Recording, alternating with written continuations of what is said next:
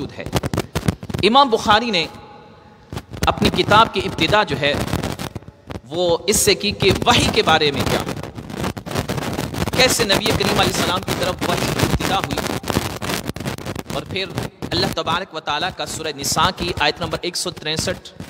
کہ اِنَّا أَوْحَيْنَا إِلَيْكَ كَمَا أَوْحَيْنَا إِلَى نُوحٍ وَالنَّبِيِّينَ مِن بَعْدِهِ، یہ کتاب کا اپنے باپ کا نام رکھا کہ نبی کریم علیہ السلام کی طرف کس طرح وحی کی گئی، اور اللہ کا یہ ارشاد کہ اے رسول معظم بے شک ہم نے آپ کی طرف وحی نازل فرمائی جیسے ہم نے نوح اور ان کے بعد دوسرے نبیوں کی طرف وحی نازل فرمائی تھی، تو آپ کی طرف بھی اسی طرح وحی نازل کی گئی۔ وحی کا اصطلاحی معنی یہ ہے کہ کلمات الہیہ کو کہا جاتا ہے جن کو اللہ تبارک و تعالیٰ اپنے انبیاء یا اولیاء کی طرف القاء فرماتا ہے، فرشتے کے واسطے سے یا بغیر واسطے سے۔ وحی کی نزول وحی کی اقسام تقریباً علماء نے 11 اقسام ذکر کی ہیں۔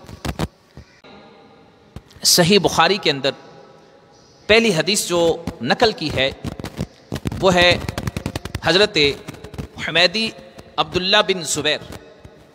امام بخاری فرماتے ہیں کہ انہوں نے ہمیں بیان کیا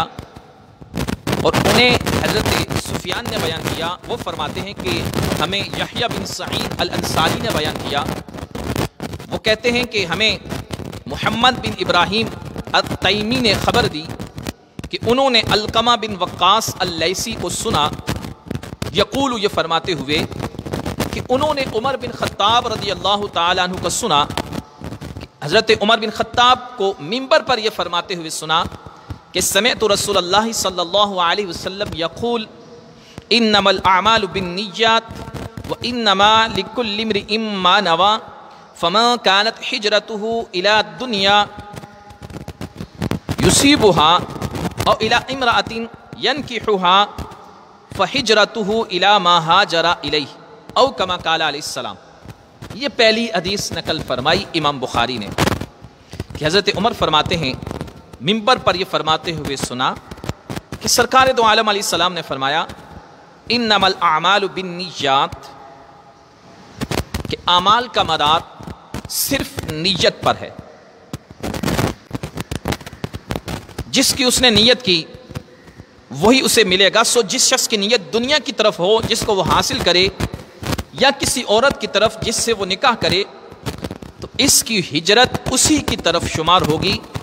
جس کی طرف ہجرت کرنے کی اس نے نیت کی تھی۔ یہ امام بخاری نے پہلی حدیث نقل فرمائی، اور یہ حدیث طیبہ بخاری شریف کے اندر تقریباً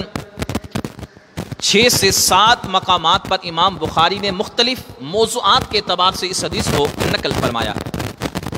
آقا کریم علیہ السلام نے فرمایا کہ اعمال کا دار و مدار نیت پر ہے،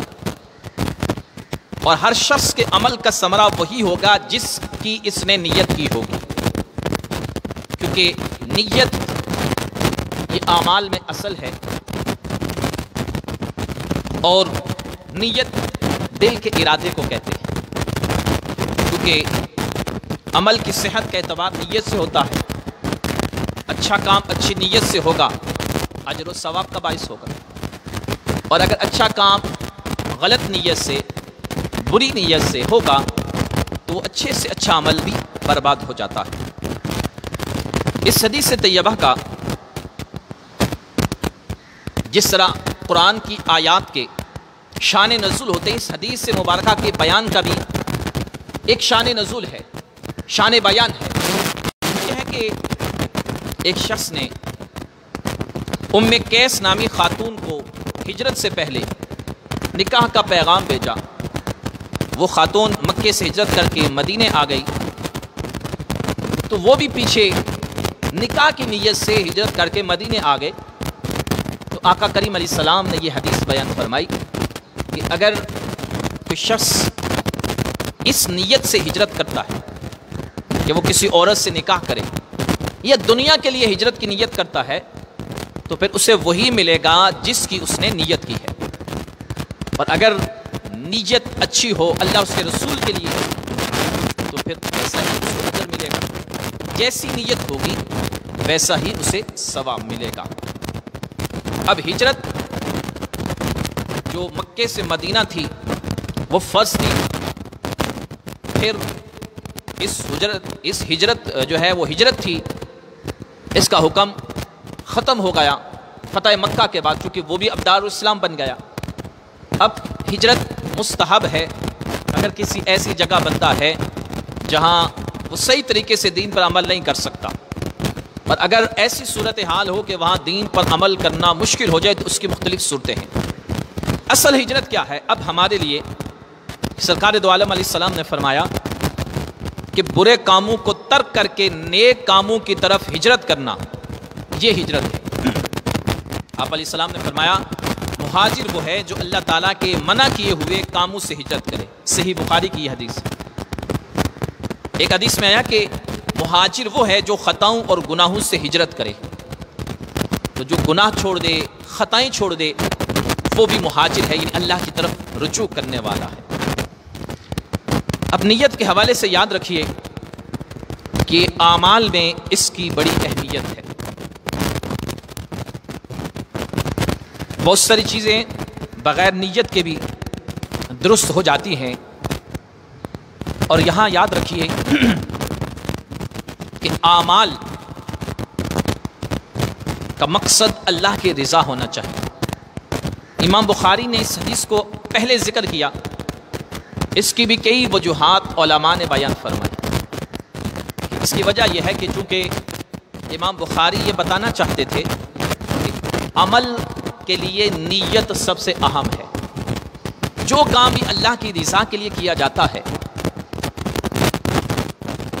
تو اس کا اسی کی نیت کے مطابق اجر و ثواب ملتا ہے۔ اس لیے جو اس کتاب کو پڑھے، سنے، سمجھے، اس کی نیت اللہ تعالیٰ کی رضا ہونی چاہیے۔ علم کے حصول کے لیے مقصد اللہ کی رضا ہونا چاہیے، اللہ کی خوش نویدی ہونی چاہیے، نہ کہ کوئی اور مقصد۔ تو یہ پہلی حدیث نقل کر کے